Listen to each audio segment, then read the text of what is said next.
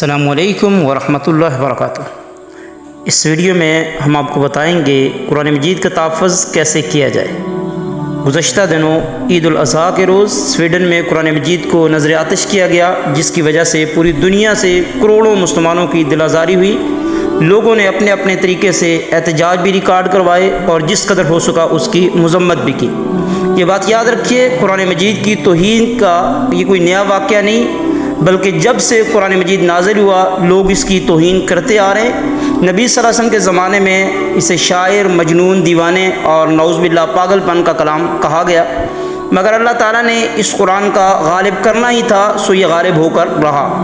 وقت گزرتا گیا اور قرآن مجید کی مقبولیت بڑھتی چلی گئی، لوگ زیادہ سے زیادہ اسلام میں داخل ہوتے گئے۔ ہمیشہ کی طرح اہل کفر کو پریشانی ہوئی تو انہوں نے کبھی قرآن مجید کی تکذیب کی، کبھی فرانس کے ایک فیشن چینل میں ماڈل لڑکیوں نے ایسے لباس کی نمائش کی جس میں کمر کے مخصوص حصوں اور سینے پر قرآنی آیات کا ڈیزائن بنایا گیا، کبھی ہالینڈ میں ایسا کپڑا فروخت ہوتا رہا جس پر سورہ فاتحہ پرنٹ تھی معاذ اللہ، کبھی ایک امریکی کمپنی نے ایسے کارڈ تیار کیے جن میں قرآن کریم کے فریم میں برہنہ عورتوں کی تصاویر ہیں، کبھی اوراق قرآن کو واش روم میں ٹیشو پیپر کے طور پہ استعمال کیا گیا، تو کبھی کئی مرتبہ پبلک مقامات پر قرآن مجید کو نذر آتش کیا گیا معاذ اللہ۔ ہمارے خیالات میں ان واقعات پر مسلم معاشروں میں جو احتجاج ہوا ہے وہ ایک مردہ احتجاج ہے۔ اس احتجاج کو بہت منظم، مؤثر اور جاندار انداز میں ہونا چاہیے تھا، لیکن فی الواقع ایسا نہیں ہوا۔ عربوں مسلمانوں میں کتنے ایسے ہیں جنہوں نے منظم اور پرامن طریقے پر احتجاج ریکارڈ کروایا ہوا، ان کی تعداد شاید 1% بھی نہیں بنتی۔ خود پاکستان میں بھی یہی حال ہے۔ چند سیاسی جماعتوں نے اپنے مخصوص پس منظر میں عوام سے سڑکوں پر آنے کی اپیل کی، لیکن جواب میں انہیں عوام کی طرف سے سردموری اور لا تعلقی کے سوا کچھ نہیں ملا۔ تمام مسلم معاشروں میں الا ماشاءاللہ مسلمانوں کا قرآن مجید سے زندہ تعلق قائم نہیں رہا۔ قرآن مجید کو مسلمانوں کی انفرادی اور اجتماعی زندگی میں جو مقام ملنا چاہیے تھا وہ اسے نہیں دیا گیا۔ قرآن نے خود کہا کہ وہ فرقان ہے، میزان ہے، لیکن کتنے مسلمان ہیں یا کتنے مسلمان ملک ہیں جو قرآن کو اس کا مقام دینے کو تیار ہیں؟ قرآن خود کہتا ہے کہ وہ حق و باطل کا فیصلہ کرنے والا ہے۔ کتنے نظام، کتنے ازم، کتنے سسٹم، کتنے نظریے، کتنی آراء، کتنی باتیں، اور خود کتنی دینی مباحث کا حق جاننے کے لیے ہم اسے قرآن مجید پر پیش کرنے کے لیے تیار ہوتے، اور کتنے باتیں ہیں جنہیں ہم عذر قرآن باطل ماننے کے لیے تیار ہو جاتے ہیں۔ قرآن کہتا ہے ہر چیز اس کے ترازوں میں تولی جانی چاہیے۔ کتنے مسلمان اس کے لیے تیار ہیں ان کے رویے، ان کا اخلاق، ان کی خلوت و جلوت اس ترازوں میں تولی جائے۔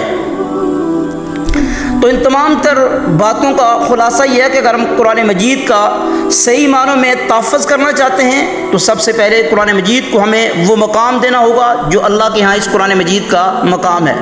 قرآن مجید کے احکامات کو اپنی عملی زندگیوں میں جگہ دینی ہوگی، اپنی زندگیاں قرآن مجید کے تابع کرنی ہوگی۔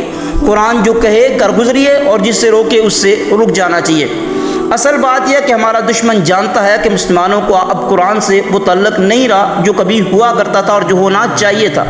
مسلمان اب قرآن کو بلا بیٹھا ہے اور ہماری اسی کمزوری کی وجہ سے قرآن کے اوپر حملے ہوتے ہیں اور بار بار ہوتے ہیں، اس کی توہین ہوتی ہے اور اسے نذر آتش کیا جاتا ہے۔ یہ میں اس لیے کہہ رہا ہوں کہ عمل بالقرآن کے علاوہ ہمارے پاس اور حل ہی کیا ہے؟ قرآن مجید کی اصل حفاظت تو اللہ نے اپنے ذمے لی ہے، جیسا کہ اللہ تعالیٰ نے قرآن مجید میں ارشاد فرمایا اِنَّا نَحْنُ نَزَّلْنَا الذِّكْرَ وَإِنَّا لَهُ لَحَافِظُونَ، فرمایا ہم نے اس قرآن مجید کو نازل کیا اور یقیناً ہم خود اس کی حفاظت کرنے والے ہیں۔ یقین رکھیے کہ ساری دنیا کے کافر مل کر بھی قرآن کی توہین کرنا شروع کر دیں، وہ قرآن کا کچھ بھی نہیں بگاڑ سکتے، کیونکہ اللہ تعالیٰ نے اس کی حفاظت کا ذمہ لیا ہے۔ ہاں، ہمارے ذمہ اگر کچھ ہے تو اس پر ایمان لانا، اس کو سیکھنا، اس پر سمجھنا، اس پر عمل کرنا ہے۔ ہم نے عمل کے ساتھ اس کی حفاظت کرنی ہے۔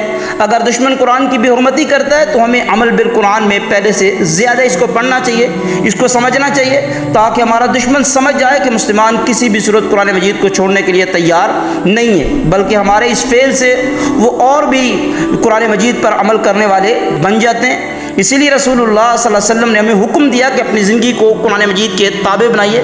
نبی صلی اللہ علیہ وسلم کی حدیث ہے، فرمایا ترکت فیکم امرین لن تضلوا ما تمسکتم بہما کتاب اللہ و سنت نبی، فرمایا میں تمہارے اندر دو چیزیں چھوڑ کے جا رہا ہوں، اگر تم انہیں تھامے رکھو گے تم کبھی گمراہ نہیں ہو سکتے، ایک اللہ کی کتاب اور دوسرا نبی صلی اللہ علیہ وسلم کی سنت ہے۔